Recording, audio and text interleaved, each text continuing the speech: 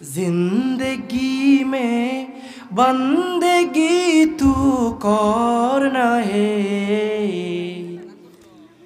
जिंदगी बे बंदगी शर्मिंदा है, जिंदगी बे बंदगी शर्मिंदा है। दुनिया में हो दुनिया का तलबगार न हो, बाजार से गुजार हो खरीदार न हो। ए दुनिया के मिसिले कागज फूल है, ये दुनिया के मिसिले कागज फूल है। जिंदगी में बंदगी तू करना है, जिंदगी बे बंदगी शर्मिंदा है, जिंदगी बे बंदगी शर्मिंदा है। আল্লাহু আকবার। নবমুসলিমের আগমন শুভেচ্ছার স্বাগতম, নবমুসলিমের আগমন শুভেচ্ছার স্বাগতম, মুজাহিদ সাহেবের আগমন শুভেচ্ছার স্বাগতম। শিলাবাজারের পক্ষ থেকে লাল গোলাপ শুভেচ্ছা, লাল গোলাপ শুভেচ্ছা শিলাবাজারের পক্ষ থেকে। নারায়ে তাকবীর, আল্লাহু আকবার। ভাইরা আমার, বলছিলাম এমন এমন কাজ করি আমরা যাতে ঈমান চলে গেছে আমরা নিজেরাও জানি না। তার মধ্যে যারা মন্দিরে যান, মন্দিরে গিয়ে নাচ গান করেছেন, ওই কাফেরদের ড্যান্সে ড্যান্স করেছেন, তাদের ঈমান নাই। এখনো সময় আছে, তওবা করুন। আস্তাগফিরুল্লাহ, আস্তাগফিরুল্লাহ। একটা মন্দির যেখানে আছে, আপনার বাসায় যাওয়ার রাস্তা, সেখান থেকে যদি অন্য কোনো রাস্তা থাকে, ওই মন্দিরের রাস্তা আপনি ব্যবহার করতে পারবেন না। আপনার গায়ে শক্তি আছে, পকেটে টাকা আছে, শর্টকাট পথ বলে আপনি ওটা ইউজ করেন, আপনি ওটা ইউজ করতে পারবেন না, কারণ ওখানে আল্লাহর সাথে শিরকি হয়, আর এটা আল্লাহ তাআলা প্রচুর ঘৃণা করেন। সব কিছুর ক্ষমা আছে, শিরকের কোনো ক্ষমা নাই। এক নাম্বার শিরক আমাদের সমাজে এটা চলে কিনা বলেন, চলে কিনা? মন্দিরে গেলে দ্বিতীয় যে সমস্যা, ও চাচা, চাচা রে, প্রসাব করতে যাচ্ছেন, আমার একটু নিয়ে যান।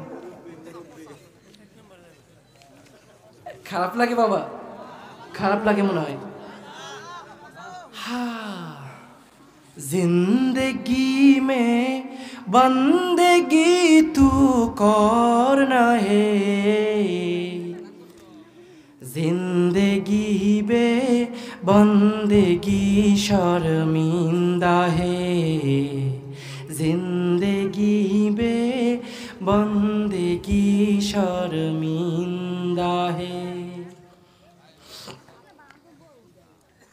दुनिया में हो दुनिया का तलबगार न हो,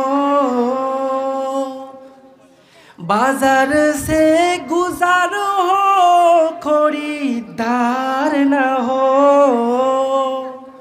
ये दुनिया के मिसिले कागज फूल है, ये दुनिया के मिसिले कागज फूल है। जिंदगी में बंदगी तू करना है, जिंदगी बे बंदगी शर्मिंदा है, जिंदगी बे बंदगी शर्मिंदा है। খারাপ লাগে নাকি? ঢাক ঢোল আছে এর মধ্যে? আছে নাকি? হ্যামেলিনের বাঁশিওয়ালা আছে নাকি? শুনতে খারাপ লাগলো? তাহলে মোবাইলে গান কেন শোনো? তোমার মোবাইলে কি কোরআন তেলাওয়াত শোনা যায় না? যায়। তোমার মোবাইলে কি আল্লাহর ওলিদের ওয়াজ শোনা যায় না? যায়। ও যুবক, এসব বাদ দিয়ে গান শুনতে শুনতে তুমি ঘুমায়া পড়ো রে যুবক। আবার মন্দিরে গিয়ে এই গানের তালে নিজেকে ড্যান্স করাও। ও যুবক, তোমার ঈমানটাও তো চলে গেছে। ও যুবক, চিন্তা করে দেখো, আগে বেশি মারা যেত বুড়ো আর বুড়িরা, এখন কিন্তু তারা মরে না মরে যুবক, ঠিক কিনা? পানিতে ডুবে মরল কিনা তোমার মতো যুবক? গলায় ফাঁসি দিয়ে প্রেমে ছ্যাঁকা খেয়ে বেকা হয়ে মরল কিনা যুবক? রাস্তায় চলতে গিয়ে অ্যাক্সিডেন্ট হয়ে মরল কিনা যুবক? চারিদিকে শুধু যুবকের মৃত্যুর খেলা। কেন রে যুবক? তোমার তো এইভাবে মৃত্যু হওয়ার কথা না। তোমার মৃত্যু হবে ইসলামের জন্য যুদ্ধ করতে করতে শহীদ মৃত্যু, ঠিক কিনা? তুমি কেন রাস্তাঘাটে কুকুর বিড়ালের মতো মরো রে বাবা? খারাপ লাগে? ছাড়িয়ে দেব? 1 ঘন্টা তো হয়ে গেছে আমার, আমি 1 ঘন্টার বেশি তো বয়ান করি না। সারা রাত আপনারা আছেন? কে কে যাবেন হাত তোলেন।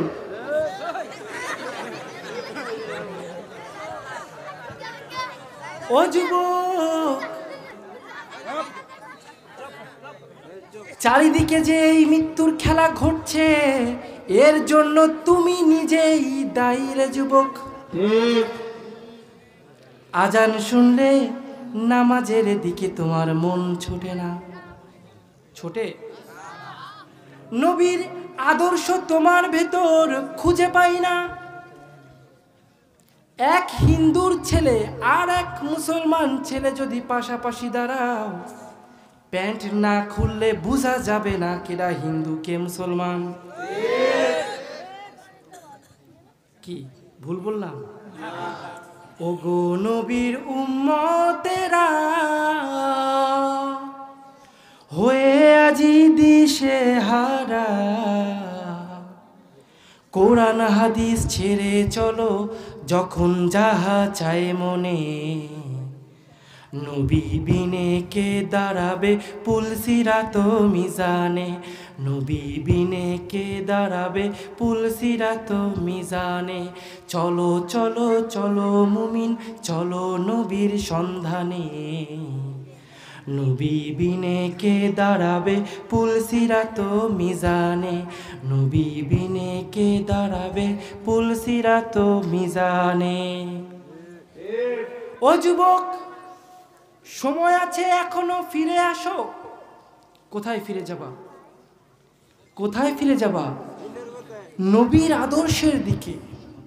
নবীর, তুমি জানো না তোমার ভিতর ঈমানটা আছে নাকি নাই, তুমি তাও কল্পনা করতে পারো না। এই যেমন মন্দিরের ভুল ধরিয়ে দিলাম, দ্বিতীয় ভুলটা ধরাই নেন। দ্বিতীয় ভুলটা হচ্ছে, দ্বিতীয় কুফরি শিরকিটা হচ্ছে, আমরা বর্তমানে চাকরির মুখাপেক্ষী হয়ে গেছি, ঠিক কিনা? চাকরিকেই মনে করি রিজিক দাতা। কি মনে করি বাবা? চাকরিকেই রিজিক দাতা মনে করি। আমি কিন্তু আমার লাইফ হিস্টোরি বলবো, একটা প্রোগ্রামে ঢুকেই তো লাইফ হিস্টোরি বলা যায় না, হেদায়েতপূর্ণ কিছু কথা তো বলা লাগে নাকি? লাইফ হিস্টোরি বলবো, শুনবেন নাকি চলে যাবেন? আলহামদুলিল্লাহ। ভাইরা আমার, চাকরি কি আমারে খাওয়ায়? চাকরি আপনারে খাওয়ায়? আপনার বাড়ির পাশের এই হিন্দু ওই ভাইটা বিশ্বাস করে লক্ষ্মী ওরে খাওয়ায়, আর আপনি মুসলমান, আপনি বিশ্বাস করেন চাকরি আপনারে খাওয়ায়। যদি ওই হিন্দু ভাইটা কাফের হয়, আপনি কি বলেন? মুসলমানের সম্পর্ক আল্লাযীনা ইউমিনুনা বিল গায়ব, মুসলমানের প্রথম শর্ত, ঈমানের শর্ত, সে অদেখাকে বিশ্বাস করবে। রিজিক আপনার সামনে থেকে আসে, আপনি দেখছেন চাকরি করছেন তাই খাচ্ছেন, ব্যাপারটা তা নয়। অদৃশ্যে কি ঘটছে আপনার তা জানা নাই, আছে ভাই? আল্লাহ তাআলা নারাজ হয়ে যখন দেখলেন যুবকরা এখন চিন্তা করে চাকরি না করলে খাবো কি, আল্লাহ তাআলা নারাজ হয়ে ওই চাকরির উপর রিজিককে লিখে দিয়েছেন। এই জন্য চাকরি থাকলে পেটে ভাত জোটে, চাকরি না থাকলে পেটে ভাত জোটে না। ঈমান যদি আল্লাহর উপর থাকতো, চাকরি থাক বা না থাক আপনার ঘরে খাবার চলে আসতো। আমাদের ঈমান দুর্বল, তাই আমাদের সামনে খাবার আসে না। ভুল বললাম বলেন? চাকরি হারানোর ভয়তে আমরা আলেমরাও, অধিকাংশ আলেম ইল্লা মাশাআল্লাহ কিছু আলেম আছেন যারা এখনো হকের কথা বলে, ঠিক কিনা? ঠিক কিনা? ভারতে একবার কোরআনকে ব্যান করে দেওয়ার ঘোষণা করা হলো। নয়াদিল্লির যিনি দিল্লি গ্র্যান্ড জামে মসজিদের ইমাম, তিনি মেম্বারে উঠে বললেন, আমি শুধু দিল্লির ইমাম নই, আমি পুরো গোটা ভারতে যত মুসলমান আছে সবার ইমাম। আমি পরিষ্কার ভাষায় ঘোষণা করছি, যেই জজ এই রায় ঘোষণা করবে আজ থেকে ভারতের বুকে কোরআনকে ব্যান করা হলো, আমি তাকে পায়ের নিচে পিষে ধরে জিহ্বাটাকে টেনে ছিঁড়ে ফেলাবো। লিল্লাহে তাকবীর, লিল্লাহে তাকবীর। ইসলামের শত্রুরা হুঁশিয়ার সাবধান, কোরআনের অপমান, কোরআনের অপমান। এখনো হক কথা বলার মতো আলেম আছে, ঠিক কিনা? কিন্তু 16টা বছর এই দেশের গ্র্যান্ড মসজিদ বাইতুল মুকাররমে যিনি খতিব ছিলেন, আমরা তো তাকে ভালোই জানতাম, কিন্তু উনিও পালাইছেন, ইনিও পালাইছে। কি এরপরে আল্লাহ তাআলার পক্ষ থেকে তার কপালে ছিল জুতো পেটা। তুই আলেমের মেম্বরে বসে যা গাদ্দারি করছিস, তার জন্য কি জুতা পেটা। এখন আপনার জন্য যে অপমান নির্ধারিত, আপনার জন্য যে সম্মান নির্ধারিত, ওই স্থানে আপনাকে পৌঁছানো লাগবে। আজকে আমি এই স্থানে পৌঁছাইছি বলেই তো আপনারা আমাকে সম্মান দিয়েছেন, নাকি? না পৌঁছালে কি সম্মান দিতেন? বলতেন ভারতের হুজুর কথা দিয়ে কথা রাখে না, তাই না? অপমান করতেন, আমাকে ভণ্ড বলতেন, আমাকে খারাপ বলতেন, তাই না? ঠিক একইভাবে আজকে যদি আমার কপালে অপমান লেখা থাকতো, আমাকে এখানে আসতেই হতো, ঠিক কিনা? কথা কয় না মুসলমান, ঠিক কিনা? আল্লাহ তাআলার পক্ষ থেকে ওর কপালে জুতো পেটা লেখা ছিল, তাই তো ওই খুতবা চলা অবস্থায় উনি আসলেন, এসে মসজিদের মিম্বরটাকে কি করলেন? জোরপূর্বক কেড়ে নিতে চাইলেন। জনগণ মারল জুতো। জনগণ কি মারল? জুতো। পরের দিন সে লেখে, জুতো যতগুলো মারছে একটাও আমার গায়ে লাগে নাই। দেখছেন নি কারবারটা? আমরা আলেমরাও অনেক ক্ষেত্রে চাকরির খুব ভয় পাই। না বাবা, চাকরি আপনারা খাওয়ায় না। কে খাওয়ায়? আল্লাহ। যেদিন মুসলিম হয়েছিলাম আমি কিন্তু আমার লাইফ হিস্ট্রি ঢুকতেছি এবার ধীরে ধীরে। একদিকে কুফরি বক্তব্য তুলে ধরবো, অপরদিকে লাইফ হিস্ট্রি একটু একটু বর্ণনা করবো, ঠিক আছে? যেদিন মুসলমান হয়েছিলাম ওই দিন আমার কাছে ছিল 10 রুপি, 10 টাকা। কয় টাকা ভাই? 10 টাকা। 10 টাকা। ভারতে একটা কলার দাম 5 টাকা। আপনার এখানে কত? 10 টাকা। 5 টাকা আছে। বনরুটির দামও ওরকম 5 টাকা। আমি করলাম কি, ছোট মানুষ, বয়স মাত্র 10 বছর, আমি একটা কলা কিনলাম। আমাকে বাড়ি থেকে তাড়াই দিছে, না সরি, বাড়ি থেকে পলান দিছি, আমি তাড়াই নাই, পলান দিছি, ইসলাম গ্রহণ করব এই জন্য। তো কাছে তো টাকা পয়সা নাই, পকেটে হাত দিয়ে দেখি 10 টাকা আছে, ওই যে টিফিন খাইতে দিত ওই 10 টাকা আছে, ওই নিয়ে এক কাপড়ে বাড়ি থেকে নেমে আসছি। দোকানে গিয়ে বললাম একটা রুটি দেন, দিল। একটা কলা দেন, দিল। আমি রুটিটা খাইলাম, কলাটাও খাইলাম, দেখি পেট ভরে না। 2 গ্লাস পানি খাইলাম, তবুও পেট ভরে না। তাকায় চিন্তা করলাম, এই যে কলার খোসা, এটা তো ছাগল খায় কিন্তু মরে তো না, তার মানে এটা বিষ না। এটা কি বিষ না? আমার তো পেটে ক্ষুধা, আমাকে তো বাঁচতে হবে, আমি তো হাত পাততে পারি না। মুসলমান কখনো হাত পাততে শিখে নাই, মুসলমান দিতে শিখেছে। আমরা আলেম উলামা যদি হাত পাতি, আমাদের পেটের জন্য পাতি না, আমার মসজিদ মাদ্রাসার জন্য পাতি। যদি মসজিদ মাদ্রাসা না থাকতো কোনোদিন একটা টাকা চাইতাম না, ঠিক কিনা? আপনারা তো ভাই সেই রকম। চায়ের দোকানে, পানের দোকানে শত শত টাকা খরচ হয়, মসজিদে 100 টাকা দিতে গেলে কলিজাটা পুড়ে যায়, ঠিক কিনা মুসলমান? আপনারা আবার জান্নাতে যাবেন, যাইয়েন, জান্নাতে যাইয়েন। আচ্ছা, বলছিলাম কলার খোসাটা ফেলে দেবো কেন? পেটে তো ক্ষুধা। আমি কলার খোসাটা কি করলাম? খাইলাম। কলার খোসা খাচ্ছি আড়ালে গিয়ে, আর আসমানের দিকে তাকায় বলতেছি, এমন একটা দিন আসবে মালিক, তুমি আমার সামনে খাবারের বন্যা বয়ে দিবা। আমার একিন ছিল কার উপর? কার উপর ছিল? নাকি হাত পাতার উপর ছিল? বলেন। নবমুসলিমরা হাত পাতলে কোটিপতি হয়ে যায়। আমি পাতি নাই, তাই আমি এখনো কিছু নাই, আমার ঘর বাড়ি কিছুই নেই। ওই দেশেও ভাড়া, এই দেশেও ভাড়া, ঘর বাড়ি কিছু নাই। ইচ্ছা আছে যদি নাকি সম্পত্তি আল্লাহ কখনো দেয়, একটা মসজিদ গড়ব। কিয়ামতের মাঠে যদি আল্লাহ বলে তোর সম্পত্তির হিসাব দে, আমি কব আল্লাহ এক টুকরো জমি আছে, তাও তোমার নামে, তোমার নিজের সম্পত্তি, তুমি নিজে বুঝে নাও, আমার হিসাব দেওয়ার মতো কিছুই নাই। आए थे हम कुछ न कुछ खरीदने को, जैसे हो रोशन मेरे कल्ब रूह,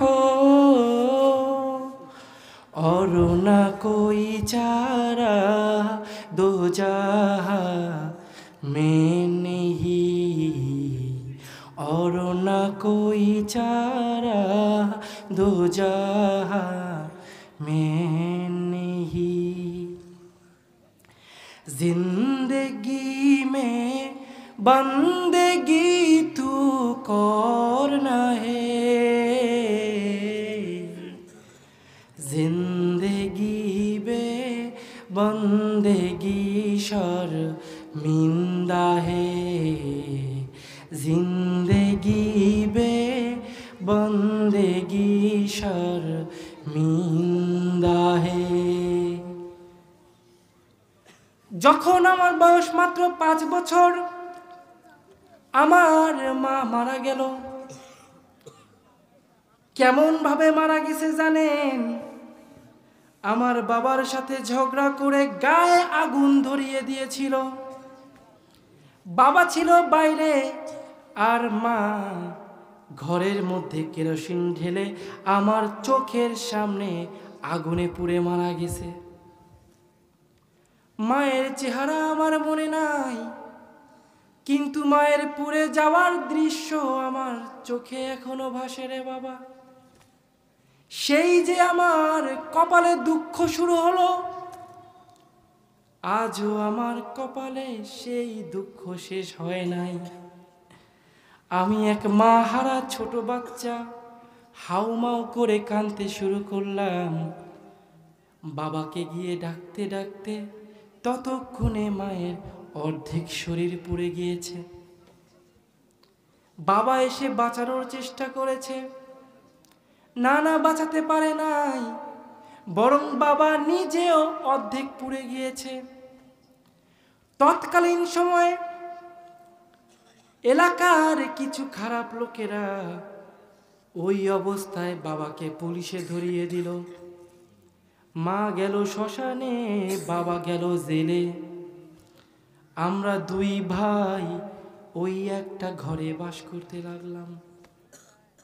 মাকে শ্মশানে নিয়ে যাওয়া হচ্ছে, আর আমরা দুই ভাই, আমার ছোট ভাইয়ের বয়স 4 বছর আর আমার বয়স 5 বছর, মায়ের খাটিয়ার পেছনে পেছনে হাঁটছি রে বাবা। একটু দাঁড়াও মায়েরে দেখি, জনম ভৈরা মায়েরে দেখি ও গ্রামবাসী। একটু দাঁড়াও মায়েরে দেখি, সাদা কাফন পরাইয়া খাটে মায়েরে শোয়াইয়া। মায়েরে তোমরা কই যাইতাছো লইয়া ও গ্রামবাসী। একটু দাঁড়াও মায়েরে দেখি, জনম ভৈরা মায়েরে দেখি ও গ্রামবাসী। একটু দাঁড়াও মায়েরে দেখি। আমার মাকে শ্মশানে গিয়ে দাফন করে দেওয়া হলো। বাড়ি ফিরে দেখি ঘর বাড়ি সব ভেঙে চুরে জনগণ এলাকাবাসী সব নিয়ে গেছে।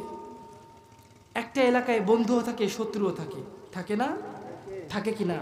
আমরা যেহেতু ব্রাহ্মণ, আমাদের শত্রু আছে না নাই?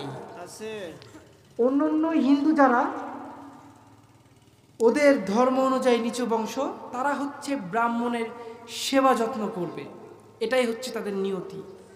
ব্রাহ্মণ মানেই হচ্ছে ভগবান। ব্রাহ্মণ মানে কি? আমাদেরকে মানুষ সেজদা করত, ওইখান থেকে আমি আরেকজনকে সেজদা করলাম। তিনি কে? তিনি কে? সেজদা পাওয়ার একমাত্র যোগ্য কে? নিঃসন্দেহে তিনি আল্লাহ। যাই হোক, আমার কষ্টের জীবন শুরু হয়ে গেল। কি হলো বাবা? বাংলাদেশে আমার কিন্তু বাড়ি আছে, আমি থাকি ভারতে, কিন্তু বাংলাদেশে আমার বাড়ি আছে। যুদ্ধের সময় আমার বাবা কিন্তু এই দেশে ইস্ট বেঙ্গল 11 নম্বর সুন্দরবন রেজিমেন্টে যুদ্ধ করেছিল। সেই অনুযায়ী এই দেশের মুক্তিযোদ্ধাকে আমার বাবা। সেই সূত্রে জমিও কিনেছেন, বাড়িও বানিয়েছেন। কিন্তু এখানে আমার ফ্যামিলি থাকে না, চাচারা থাকে। আমরা কই থাকি? ভারতে। যা হোক, ওই অবস্থায় আমার মাসিরা, যারে বলা হয় খালা, বাংলাদেশে নিয়ে আসলো। আনার পরে বাংলাদেশে আমি যখন, আমার বয়স 10 বছর, তখন আমার ঠাকুরমা মারা গেল। কে মারা গেল ভাই? ঠাকুরমা, দাদি। দাদি মারা গেলে তাকেও চিতার আগুনে পোড়ানো হলো। কি হলো? ওই দৃশ্য আমি দেখলাম। এবার মনে আছে, আমি 5 বছর মাকে চিতার আগুনে পুড়তে দেখেছি। আবার দ্বিতীয়বার দেখলাম আমার দাদি পুড়ছে, বয়স তখন 10 কি 11 বছর। তখন সিদ্ধান্ত নিলাম এই আগুনের হাত থেকে আমাকে বাঁচতে হবে। কি করতে হবে? এই আগুনের হাত থেকে আমাকে বাঁচতে হবে। কারণ আপনারা চিতার আগুনে পুরানো কে কে দেখেছেন? হাত তোলেন তো। দেখেছেন না? কি ভয়ঙ্কর দৃশ্য! মাথার খুলি ফেটে যায়, গায়ের চামড়াগুলো পুড়ে কালো হয়ে যায়, মাথার খুলি ফেটে মগজ টপ টপ করে পড়তে থাকে, চোখের মধ্যে আগুন কুণ্ডুলি পাকায় ঘোরে, দাঁত মুখটা হা হয়ে যায়, মুখের ভেতর আগুন ঘোরে, এমনকি লাশ ঘুরে দাঁড়ায়। তখন নিজের সন্তান গুঁতো মেরে মেরে ওই লাশটাকে আবার সোজা করে দেয়। এত বড় অপমানের মৃত্যু আপনি চান? যুবক, চান নাকি? আগুনে পুড়ে মরতে চান? কে কে হাত তোলেন তো। কেউ না। তাহলে আজ থেকে নিয়াত করুন, নবীর আদর্শের দিকে ফিরে আসবেন। নবীর আদর্শের দিকে ফিরে না আসলে এমন অপমৃত্যু আপনার ঘটবে, মৃত্যুর সময় কালেমা নসিব হবে না। এমন মৃত্যু কি আমরা চাই যে মৃত্যুতে আমাদের বাপ মাও দেখতে আসবে না? চাই নাকি? এমন মৃত্যু কি আমরা চাই যে মৃত্যু হলে আমাদের উলঙ্গ করে দেখতে হবে আমি হিন্দু না মুসলমান? নবীর আদর্শের দিকে ফিরে আসতে রাজি তো আমরা? যে মরণ লাশ হলে হায় চায় না কবর দিতে, আসে না সন্তান বাবার লাশটা কাঁধে নিতে। করোনার সময় কিন্তু এমন হয়েছে না? হাসরের ময়দানেও ঠিক এমনটাই হবে। কেউ কাউকে চিনবে না, মা নিজের সন্তানের পরিচয় দিবে না, সন্তানকে সামনে পাইলে টেনে হেঁচড়ে পায়ের নিচে রেখে পিষে ধরে তার বুকের উপর দাঁড়াবে। ঠিক কিনা মুসলমান? করোনার সময় ঠিক এমন হয়েছে, মায়ের লাশ রাস্তায় পড়ে আছে, দাফন করার জন্য সন্তান আসে নাই। সন্তানের করোনা হয়েছে, ওই কি বলে হাসপাতালে রেখে দিয়ে বাপ মা ভাই বোন সব আলাদা হয়ে গেছে, একবার দেখতেও যায় না। যে মরণ লাশ হলে হায় চায় না কবর দিতে, আসে না সন্তান মার লাশটা কাঁধে নিতে। মাবুদু শেষ দেখাটা মা বাবা সন্তানেও দেখে না, এমন মরণ মাওলা তুমি কাউকে দিও না, এমন মরণ মাওলা তুমি কাউকে দিও না। এমন মরণ চাই আমরা? আসুন তওবা করি। আস্তাগফিরুল্লাহ, আস্তাক হবে না, আস্তাগ গইন কি উচ্চারণ করতে হবে? আরবি ঠিক মতো উচ্চারণ না করলে আল্লাহ শুনবে না। শুনবে? হ্যাঁ, আমার নাম হচ্ছে মুজাহিদ, এখন যদি আমাকে ডাকেন মুহাজিদ, আমি কি ডাক শুনবো? ঠিক মতো উচ্চারণ করতে হবে, আস্তাগফিরুল্লাহ। হে আল্লাহ আমাদের ক্ষমা করে দেন, যারা নাচ গান শুনি আর শুনবো না, যারা নামাজ পড়ি না কাল ফজর থেকে নামাজ পড়বো বলেন, যেহেতু হ্যাঁ আজ ফজর থেকে নামাজ পড়বো। নামাজ কোনোদিন আর কামাই দেব না, রোজাও কামাই দেব না। নিয়াত করতে পারি আমরা? কে কে নিয়াত করলাম আল্লাহকে হাত তুলে দেখাও।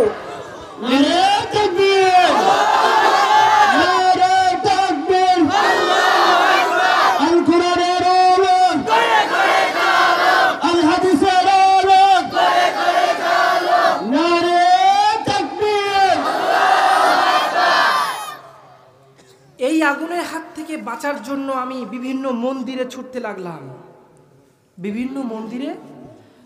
লাগলাম। আরে সময় শেষ, আর 15 মিনিটের মধ্যে বয়ান শেষ করে দেব, সংক্ষিপ্ত করে দিচ্ছি।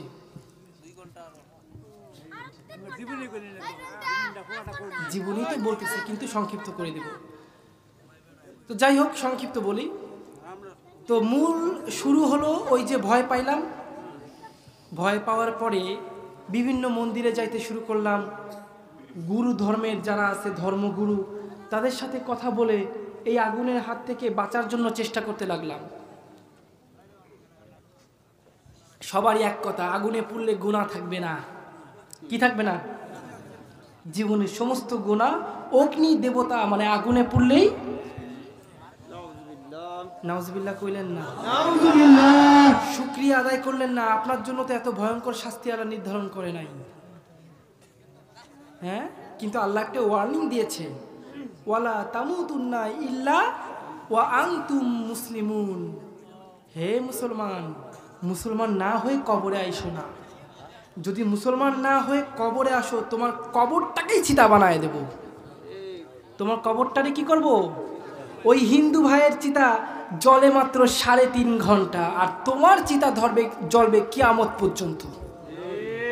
ওই হিন্দু ভাইয়ের চিতা মানুষ দেখে, তোমার চিতা কেউ দেখতে পারবে না। সময় আছে, ফিরে আসো, নবীর সুন্নাতের দিকে ফিরে আসো। কার দিকে ফিরে আসবো? ভাইরা আমার, বিভিন্ন জায়গায় দৌড়ানো শুরু করলাম, মন্দিরে মন্দিরে ছুটে ফলাফল এমনটা পেলাম, ওই আগুনের হাত থেকে বাঁচতে হলে আমাকে একমাত্র উপায় মরার পর আগুনে পুড়তে হবে। তার মানে কি বাঁচার অপশন আছে কোনো? হ্যাঁ, আগুনের হাত থেকে বাঁচতে হলে আগুনেই পুড়তে হবে, বাঁচার কোনো অপশন দিছে ওরা? এইবার চিন্তা করলাম অন্য আর কোনো উপায় আছে কিনা। ছোট মানুষ আমি, আমার এলাকায় এক ইমাম সাহেবের সাথে ভালো সম্পর্ক ছিল, দেখা সাক্ষাৎ হইলে হুজুর ভালো আছেন? ভালো আছি। আমরা তো আর বদমাইশ না, আমরা হুজুরদের সালাম দিতাম, স্কুল কলেজে সালাম দেওয়া শেখায় না, দিতাম। আর আজকালকার তো যুবকরা আলেম হাইটে যায়, হুজুর হাইটে যায়, সিগারেট খায়, ওটা নামায়ও না, ঠিক কিনা? তোমরা যারা এমন বেয়াদবি করছো তারা জাহান্নামী, তারা জাহান্নামী। আমি জাহান্নামের সার্টিফিকেট দিলাম। কেন? একজন আলেম নবীর ওয়ারিস। কার ওয়ারিস? সে যতই খারাপ হোক, তার গায়ে কার ড্রেস পরা? নবীর ড্রেসের তো সম্মান আছে। ওই ড্রেসটাকে সম্মান করে হইলেও আপনার সিগারেটটা নামায় ফেলায় আড়াল করা উচিত ছিল। আপনিও নবীকে অসম্মান করেছেন, নবীর ড্রেসটাকে অসম্মান করেছেন, তাই আপনার ইমান চলে গেছে। দেখেছেন ইমান কেমনে কেমনে যায়? হ্যাঁ, ইমান আনা সহজ, ইমান আনা যেমন সহজ, ইমান যাওয়াটা তার থেকে বেশি সহজ। চোখের পলকে ইমান চলে যাবে, আপনি টেরও পাবেন না। একটা আলেমকে গালি দিছেন, আলেমের কোনো দোষ নাই, দোষ কি? সে একজন হক কথা বলা আলেম। আপনার ইমান নাই, আপনি কাফের। আপনি কি? কাফের। তওবা করে ফিরে আসতে হবে। কোনো আলেমের বিরুদ্ধে কোনো ষড়যন্ত্র করব না। যদি কোনো আলেমের ভুল আপনার চোখে ধরা পড়ে, আপনি যদি সেই আলেমের থেকে বয়সে ছোট হন, তবে অন্য একজন মুরব্বীকে গিয়ে বলান, হুজুর ব্যাপারটা এই না এই হবে। আপনি কি বলেন? এই মাসলাটা বুঝি নাই, বা এই জিনিসটা আপনাকে করতে দেখছি, বুঝি নাই, কিন্তু আপনি হঠাৎ করে হ্যাঁ হুজুর আপনি এমন করলেন, খবরদার। নবীর সামনে উচ্চ কথা বলতে মানা করেছেন কে? আল্লাহ। নবীর ওয়ারিসের ক্ষেত্রেও একই প্রযোজ্য। আমি কি ভুল বলছি আলেমরা? একই কথা প্রযোজ্য। নবীর ওয়ারিসদের সামনেও উচ্চ আওয়াজে কথা বলতে পারবেন না। তো তার মাধ্যমে আমি শুরু করলাম পড়াশুনো মাদ্রাসায়, কিন্তু মুসলমান হওয়ার নিয়ত ছিল না। পড়াশুনো করে বুঝে শুনে তারপর মুসলমান হব। মাদ্রাসায় প্রথমে গেলাম, নাম ছিল উপেন্দ্র প্রসাদ চক্রবর্তী। চক্রবর্তী হচ্ছে ব্রাহ্মণ, হিন্দু ধর্মের সব থেকে আপার লেভেল, টপ, এর উপর নাই। ভরদ্বাজ গোত্রের চক্রবর্তী, সবার উপরে, এর উপরে কিছু নাই। আর ডাকনাম ছিল অপু। ডাকনাম কি ছিল? অপু। আর যখন নাচ গান করতাম, সুন্দরী সুন্দরী মেয়ে বন্ধু ছিল, ওরা আমাকে অপূর্ব কইত। চেহারা ছবি সুন্দর ছিল, গলার কণ্ঠ সুন্দর ছিল, নাউজুবিল্লাহ বলেন না? তাই অপূর্ব নামটাও আছে আমার। কিন্তু আমার মেইন যে নাম আব্দুল্লাহ, ওই যে মুসলমান মাদ্রাসায় ভর্তি হলাম, মুসলমান হওয়ার নিয়ত নাই আমার। আমি খালি কি করব? পড়াশোনা করার জন্য 2-4-5 বছর পড়াশোনা করে অন্য ধর্ম ঘাটাঘাটি করে তারপর সিদ্ধান্ত নেব আমি মুসলমান হব কিনা। কিন্তু আল্লাহ তাআলার পক্ষ থেকে নিযুক্ত হয়ে গিয়েছে, তোমাকে আজই মুসলমান হতে হবে। তাকবীর দিলেন না একটা? যে রাত্রে মাদ্রাসায় পা রাখলাম, ওই রাত্রে, যেদিন মাদ্রাসায় পা রাখলাম ওই রাত্রে স্বপ্নে, আমি স্বপ্ন বলবো না, একটা স্বপ্ন দেখলাম। উনি আমার নাম রাখলেন আব্দুল্লাহ। উনি আমাকে কালেমা শরীফ পড়ায় দিয়ে মুসলমান বানায় দিলেন। তার মানে আমি মুসলমান হয়েই পড়াশুনো শুরু করলাম। ভাইরা আমার, একদম সংক্ষিপ্ত করে দিলাম। মুসলমান হওয়ার পরে আমলটাকে আঁকড়ে ধরলাম। কি ধরলাম? আমল। কি ধরলাম? নামাজ কালামকে এমনভাবে আমি আঁকড়ে ধরলাম, আমার নামাজ দেখে আগে মাসলা মাসাল তো শিখেছি, যতটুক জানার ফরজ ওইটুক তো আমি দ্রুত গতিতে শিখে ফেলেছি। শিখে সই শুদ্ধভাবে নামাজ পড়তে শুরু করলাম। এর মধ্যেই আমলের এমন বহার দেখে মাদ্রাসার সমস্ত ছাত্ররা আমাকে ডাকতে শুরু করলো সুফি সাহেব। কি শিক্ষকরা পর্যন্ত আমাকে সম্মান করত। আপনি আমল করেন, আপনি কঠিনভাবে আমল করেন, দেখবেন যে আপনার শত্রু সে আপনার সামনে এলেও অটোমেটিক আসমানি ফয়সালায় তার মাথা নত হয়ে যাবে। এমন অনেক পীর আছে যাদের সামনে গেলে মাথা নত হয়ে যায়, শ্রদ্ধায় চোখে পানি চলে আসে, আসে না? আর এমন অনেক পীরের সামনে আমি গেছি যাদের সামনে গেলে কয়টা জুতো দিয়ে কোন দিক দিয়ে পিটাবো এটা বুঝে উঠতে পারি না। অনেক ভণ্ড পীর আছে না নাই? হ্যাঁ, কলকাতায় এক পীর আমি দেখছি, এরাম বড় ভুড়ি, হ্যাঁ, মাজার একটা বানায়, মুখে দাড়ি নাই, মোস একটা মাদ্রাজি নায়কের মতো, দাড়ি নাই, চুল বড়, ছোট একখান কাপড়ের মতো কি একটা পরা, উনি হচ্ছে পীর। আমি কিন্তু খুব রাগী মেজাজের, গেলাম পীরের দরবারে, গিয়েই তো আমার মেজাজটা গরম হয়ে গেছে। পীরকে দেখেই কি মেজাজ গরম হয়ে গেছে। আশেপাশে তাকাই, দৌড় দেওয়ার জায়গাটা কোন দিকে, মুরিদ আছে না, তাকায় দেখি একটু জায়গা আছে দৌড় দেওয়ার, মানে আমি দৌড় মারলে নিজের পিঠ বাঁচাইতে পারবো। আক্রমণ করার আগে দৌড় দেওয়ার জায়গাটা ঠিক রাখতে হয়, তাই না? পীরের সামনে দাঁড়ায়, জুতো মাইরেই দৌড়। পীরের সামনে দাঁড়ায় কি, জুতো মাইরেই দৌড়। আজও দৌড়, কাইলো দৌড়। আজরাইল ধাবর মানে ধাবর দিলেও মনে হয় এত জোরে দৌড়তাম না, অলিম্পিকে মনে হয় ফার্স্ট হয়ে যেতাম, এমন দৌড়। ছোট মানুষ প্যান্ট খুলে দৌড়ি, আবার দৌড়ই, দৌড় কারে কয়। খাজার নামে মাজারে কইরা বাড়ায় ওরা খাজার শান, দিনে করে ভণ্ডামি আর রাত্রে মারে গাঞ্জায় টান। ঠিক কিনা? খাজার নামে মাজারে কইরা বাড়ায় ওরা খাজার শান, দিনে করে ভণ্ডামি আর রাত্রে মারে গাঞ্জায় টান। দাড়ি টুপি নেই রে খবর, আছে শুধু চুল, হাইগে মুতে নেয় না পানি, ও আসে কে রসুল। ঠিক কিনা? দাড়ি টুপি নেই রে খবর, আছে শুধু চুল, হাইগে মুতে নেয় না পানি, সে আসে কে রাসূল। ভণ্ড পীরের মুরিদ যারা, ওরা হবে সর্বহারা। ভণ্ড পীরের মুরিদ যারা, ওরা হবে সর্বহারা। ইমান আমল গোল্লাই যাবে, থাকবে না তাদের ইমান, দিনে করে ভণ্ডামি আর রাত্রে মারে। ঠিক না? দিনে করে ভণ্ডামি আর রাত্রে মারে।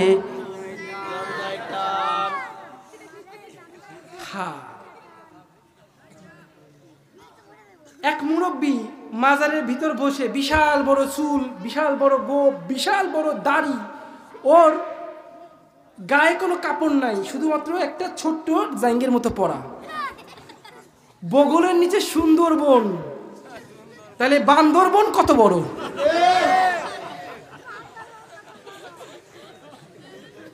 হ্যাঁ, সুন্দরবন যদি এত বড় হয় তাহলে বান্দরবন কত বড়? এক হাতে হুক্কা আর এক হাতে মদ। তো মদটা যখন খাচ্ছে তখন হুক্কাটা সরাই দিয়ে বাম হাত দিয়ে ডাইন হাতে মদের বোতল নিল। এরপর ধীরে ধীরে মোচটা উঁচু করে, মানে মোচটা এত বড়, এটা হাসে না কাঁদে বুঝার কোনো উপায় নাই। মোচটা মনে হয় উঁচু করার জন্যই দুজন খাদেম দরকার। এখন এইভাবে উঁচু করছে, উঁচু করে ঢুকাই দিছে, ঢুকাই দিয়ে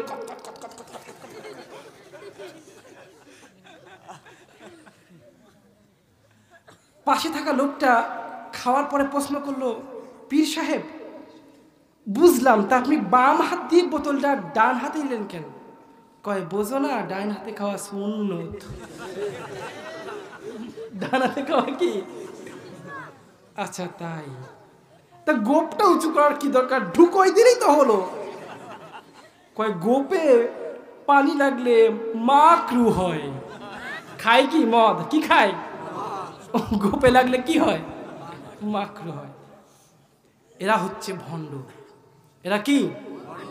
এরা কি? বাংলার জমিনে যেন এদের স্থান না হয়।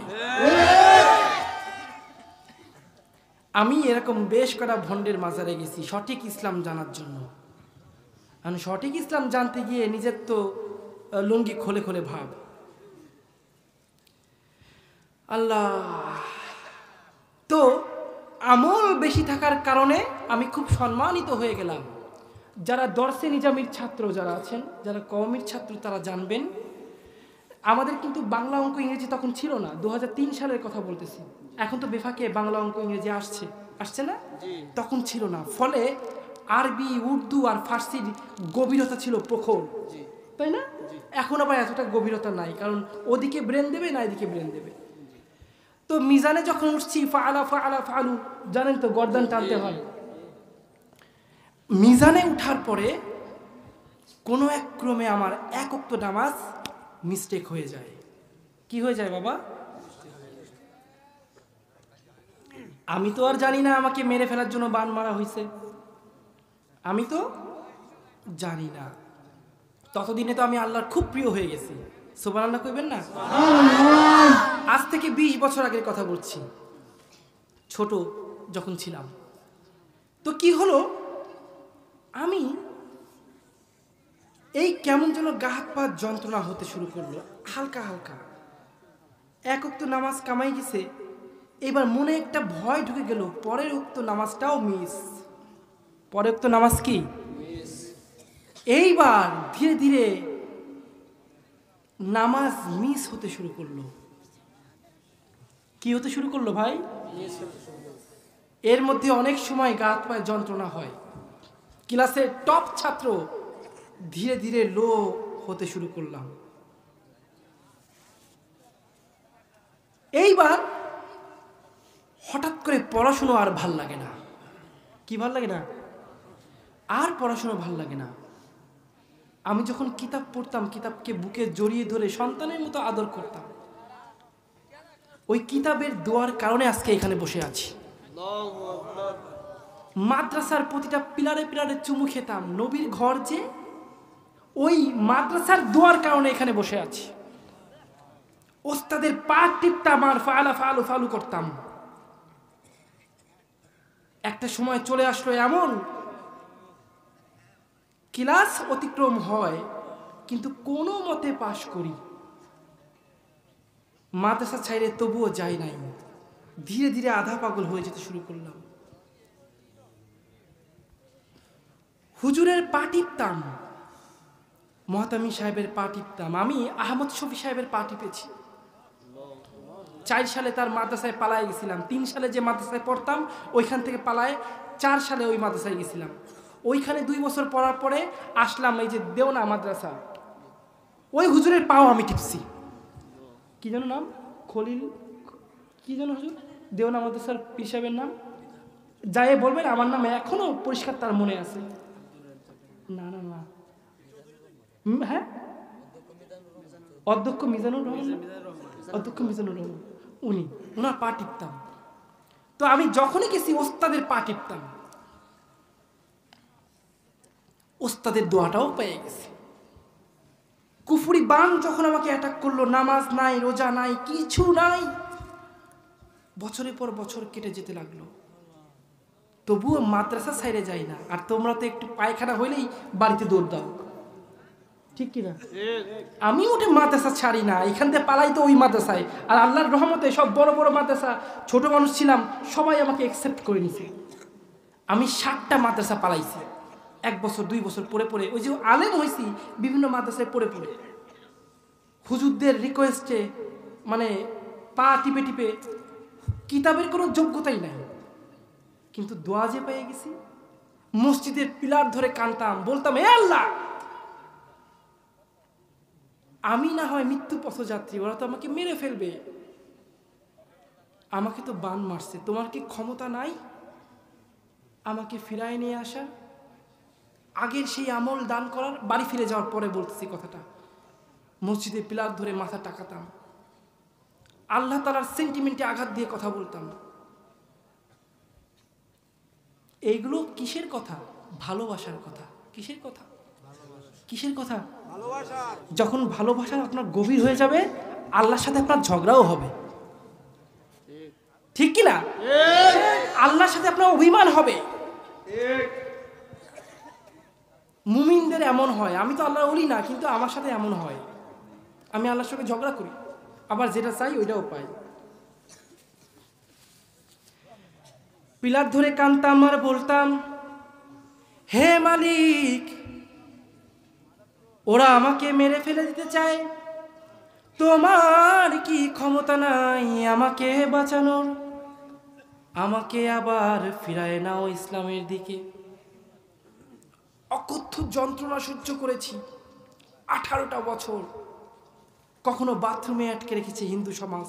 আমার পরিবারকে দোষ দিব না, হিন্দু সমাজকে দোষ দিব, ভারতের। বাংলাদেশে চলে আসবো, দোয়া রাখেন। একটু জমি কেনার চেষ্টা করতেছি, আপনাদের এখানে কম দামে জমি থাকলে বললেন, আমি কিনবো, কিনে এই দেশে চলে আসবো। ওরা আমাকে মেরে ফেলবে, জানাবেন তো? ইনশাআল্লাহ, ইনশাআল্লাহ। আগে তো প্রাণে বাঁচতে হবে। আপনাদের তো জিহাদি বয়ান দিই নাই এখানে, কারণ একটা আছে, একটা কারণ কানে গেছে বলে জিহাদি বয়ান দিয়ে নাই। প্রতিটা মাহফিলে আমি জিহাদি বয়ান দিয়ে থাকি, এখানে শান্ত বয়ান দিচ্ছি, শান্ত বয়ান দিই না আমি। যাই হোক, কানতাম। এইভাবে আলেম হলাম। আলেম হওয়ার পর একদিন বাধ্য হয়েই বাড়িতে ফিরে গেলাম। ওই যে আধা পাগল, বাড়িতে ফিরে গেলাম। ফিরে যাওয়ার পর আমাকে তো দুধ দিয়ে গোসল করানো হলো, দাড়ি টুপি যা ছিল সব কেটে মেটে পুরাই দেওয়া হলো, ঘরে আটকায় রাখা হলো। 1 দিন 2 দিন 3 দিন যায়, আস্তে আস্তে আস্তে আস্তে আমাকে নাচ গানের সাথে যুক্ত করে দেওয়া হলো। জন্মসূত্রেই আমার মা ছিল ইন্ডিয়ান শিল্পী, সেই অনুযায়ী আমার বংশের সবারই গলার কণ্ঠ সুন্দর, তাই গানের জগতে ঢুকে গেলাম। টানা 8 বছর আমি নাচ গান করলাম, কিন্তু আমল তো গেছে, আমল নাই। ইমানের প্রদীপটা নিভু নিভু জ্বলছিল। শুরুতেই বলেছিলাম, আপনাদের মধ্যেও কিন্তু ইমানের প্রদীপ নিভু নিভু জ্বলছে। কখন যে দপদপ করে জ্বলে উঠবে আমরা কেউ জানি না, ঠিক কিনা? আল্লাহ যেন দ্রুত ইমানের আগুন জ্বালায় দেয়, বলেন আমিন। কি করলাম, কনসার্টে গিটার একখান নিয়ে গান গাচ্ছি, ঠিক ওই মুহূর্তে আজান হলো। কি হলো? আজান। আজানের ধ্বনি শুনে আশিকি 2 সিনেমা আছে না, নাম শুনছেন নাকি? মেরি আশিকি আব তুম হি হো, গানটা শুনছেন না? এইটা তো শুনবেনি। অথচ যদি বলি একটা আয়াত, সেই আয়াতটা আপনি শুনেন না।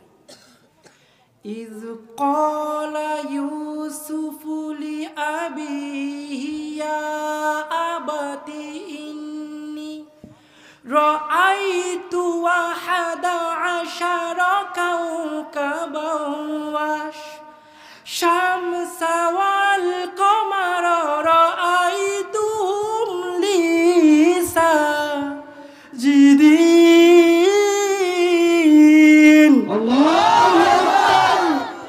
এটা কোন সূরার আয়াত? কে কে পারেন হাত তোলেন তো। আরে আশিকি 2 সিনেমার প্রথম লাইন গাইলাম, সবাই জানলেন সেটা, অথচ এই আয়াতটা কে, কোন সূরা, কিছু জানলেন না। ও তো ইউসুফের নামটা আছে বলে বুঝতে পারলেন, নাইলে কইতেন কি? হ্যাঁ, এটাই হচ্ছে বর্তমান মুসলমানের অবস্থা। তুমি রমজান এলে রাখো না রোজা, দিনকে করো আঘাত, দিন দুঃখী না খেয়ে মরে, দাও না তো যাকাত। তুমি ইমানদারের বড়াই করো, নেই তোমার ইমান, তুমি কেমন মুসলমান, কেমন মুসলমান, তুমি কেমন মুসলমান। ঠিক কিনা? আল্লাহ আমাদের নবীর পথে আসার তৌফিক দান করুন, নবীর আলোয় আলোকিত হওয়ার তৌফিক দান করুন, ঘরে ঘরে হাফেজ হওয়ার তৌফিক দান করুন, ঘরে ঘরে মামুনুল হক প্রয়োজন, ঘরে ঘরে পীর সাহেব চরমনাই তৈরি করুন, ঘরে ঘরে ফজলুল হক আমিনী তৈরি করুন, ঘরে ঘরে আহমদ শফি তৈরি করুন, কিন্তু তসলিমা নাসরিন যেন তৈরি না হয়। এইভাবে আমার জীবন কাটতে লাগলো। আমার তওবাটা আল্লাহ তাআলা কবুল করে ফেললেন। গিটার ধরে বললাম, তোর ইসলাম গ্রহণ করছিলাম কি এই জন্যই? এই আমি না আলেম? আল্লাহকে বলছি, কাকে বলতেছি? এই আমি না আলেম? আমার এই অবস্থা কেন? তোর পাওয়ার নাই? আমি তোর বন্ধু না? এখান থেকে ফিরায় নে, কুফরি তন্ত্রের হাত থেকে আমাকে রক্ষা কর। হয় রক্ষা করবি, না কালকে হিন্দু হয়ে যাব। তখন তো হিন্দু হই নাই, হিন্দু মান ছিলাম, না নামাজও নাই, পুজোও নাই, দুটো মিলে কি? না হিন্দু না মুসলমান, হিন্দু মান। আল্লাহর সাথে আমি এইভাবে ঝগড়া করতাম। ভালোবাসি যে, এটা কি ভালোবাসার ঝগড়া? এটা কি? আল্লাহ কিন্তু রাগ হন নাই। মুসা আলাইহিস সালাম ঠিক এমন করতেন। মেরাজের রাত্রে বুখারীর বর্ণনায় আসছে যে মেরাজের রাত্রে যখন জিব্রাইল মুসা আলাইহিস সালামের সাথে দেখা করালেন, আমার নবী বললেন, ভাই ভালো আছো? উনি বললেন, হ্যাঁ, আপনি কেমন আছেন? এই কুশল বিনিময় হওয়ার পর যখন মুহাম্মদ সাল্লাল্লাহু আলাইহি ওয়াসাল্লাম যাচ্ছেন আল্লাহর দিকে, কিছু দূর যাওয়ার পরে উনি একটা আওয়াজ শুনতে পারলেন। মুসা আলাইহিস সালাম বলে, আইসে সবার পরে যায় সবার আগে। মুসা আলাইহিস সালাম তো এমন ছিলেন। এটা শুনে রাসূল জিব্রাইলকে বলে, কে কথা কয়? বলে মুসা। এইভাবে কয়, হ, আল্লাহ কিছু আল্লাহ তাতে রাগ করে না। আল্লাহ কি রাগ করে না? মুসা ওই রকম আপনি চলেন। সুবহানাল্লাহ কইলেন না? আল্লাহু আকবার কইলেন না? একদিন তো মুসা বলেই বসলো, হে আল্লাহ, তুমি কি খাও? তুমি খাও কি? আল্লাহ তাআলা বললেন, মুসা বেশি হয়ে যাচ্ছে কিন্তু। কয় না আল্লাহ, তুমি বলো না তুমি খাও কি? মুসা বেশি হয়ে যাচ্ছে কিন্তু। উফ, এত রাগ করো কেন? এত রাগ ভালো না। কিরা কারে কয়? মুসা কারে কয়? আলাইহিস সালাতু ওয়াস। আল্লাহ তাআলা বললেন, আমি যদি খাইতাম তবে এক গ্লাস দুধ খাইতাম। সুবহানাল্লাহ বলেন। মুসা কয়, ও আচ্ছা, দুধ এত দামি জিনিস না? জাইনে নিলাম। আল্লাহ তাআলা হাসতে হাসতে কয়, মুসা তুমি খুব চালাক। আল্লাহু আকবার কইলেন না? এটা হচ্ছে ভালোবাসার সম্পর্ক। এটা কি? ভালোবাসার সম্পর্ক। এতে আল্লাহ রাগ হয় না। আপনি যখন মুহাব্বত করবেন, আল্লাহ রাগ হবে না। আল্লাহ ওই রাত্রে তওবা কবুল করে আবার ইসলামে ফিরায় আনছে। বলে আলহামদুলিল্লাহ। আলহামদুলিল্লাহ। অনেক ঘটনা বাকি রাখছি, অনেক কিছুই বলতে পারি নাই। যতটুকু বলেছি আল্লাহ তাআলা প্রথমে আমাকে, তারপর সামনে যারা আছে সবাইকে তা মানার তৌফিক দান করুন। আমিন। আপনাদের কাছে আমার এই মাদ্রাসাটাকে আমানত রেখে গেলাম। প্রয়োজনে নিজে না খেয়ে থাকবেন, কিন্তু এতিমরা যেন না খেয়ে না থাকে। ওয়াদা করবেন মুসলমান? ওয়াদা করবেন তো? এতিমরা আপনার এলাকায় না খেয়ে থাকবে, আপনি ঘরে বসে ভুড়ি বোঝ খাবেন, জান্নাতের আশাবাদ দেন, অন্য কোথাও যান, অন্য কিছু আশা চিন্তা করেন, জান্নাতের আশা করেন না। আমানত রেখে গেলাম। আল্লাহ তাআলা আপনাদেরকে যেন এই মাদ্রাসার বন্ধুরূপে কবুল করে। আমিন আমিন। মৃত্যুর আগ পর্যন্ত মাদ্রাসার পাশে থাকার তৌফিক দান করে। আমিন। সবচেয়ে বড় কথা শুরুতে বলছিলাম, এখন কিন্তু ভর্তি হওয়ার সিজন। ঘরে ঘরে হাফেজ রাখবেন। যার ঘরে 2 সন্তান 1 সন্তান দেবেন। রাজি আছো মুসলমান? ইনশাআল্লাহ। যার ঘরে 1 সন্তান আল্লাহর সাথে সম্পর্ক করার জন্য তাকেই দিয়ে দেবেন। এইটুক গ্যারান্টি দিচ্ছি, আপনার সন্তান না খেয়ে মরবে না। আপনার সন্তান আপনাকে বৃদ্ধাশ্রমে পাঠাবে না, ঘাড় ধাক্কা দিয়ে ঘর থেকে বের করে দেবে না। চলছে ভর্তি। এই মাদ্রাসায় কারা কারা আছে সন্তান? হাত তোলেন তো। সন্তান আছে, এখনো ভর্তি করার নাই কোথাও? আছে কার কার? হাত তোলে নাই। যাই, বুঝতে পারছি ব্যাপারটা। যারা হাত তোলেন নাই, আল্লাহ তাআলা হাত তোলার তৌফিক দান করুন। সন্তানদের কিন্তু এখানে ভর্তি করাবেন, দাবি রেখে গেলাম। দাবি রেখে গেলাম, ভর্তি করাবেন তো? ওয়াদা করলেন তো? আল্লাহ তাআলা কবুল করেন। আমাদের তওবাকে কবুল করেন। আজকের মাহফিলকে কবুল করেন। আমন্ত্রিত উলামায়ে কিরামকে কবুল করেন। মা বোনদের কবুল করেন। তাওহীদি জনতাকে কবুল করেন। যুবকদের কবুল করেন। যুবক, মাইক এখন ছেড়ে দেব। যাওয়ার আগে যুবকরা একটা তাকবীর দিবে। যুবক না, সবাই মিলে একটা তাকবীর হবে।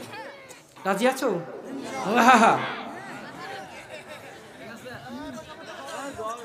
লিল্লাহে তাকবীর। আলহামদুলিল্লাহ।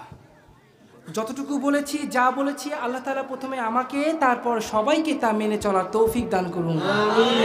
আমি দোয়া করাই না, যেহেতু আমাকে কুফরি বান মারছে, দোয়া হুজুর নিজেই করাবে, আমি পাশে বসে থাকবো। আচ্ছা, দোয়া একটু পরে উনি করাবেন, আমার জন্য দোয়া রাখবেন। হ্যাঁ, আবার দেখা হবে ইনশাআল্লাহ। আসসালামু আলাইকুম ওয়া রাহমাতুল্লাহ। ওয়া আলাইকুম সালাম। কেউ যাবেন না, সবার জন্য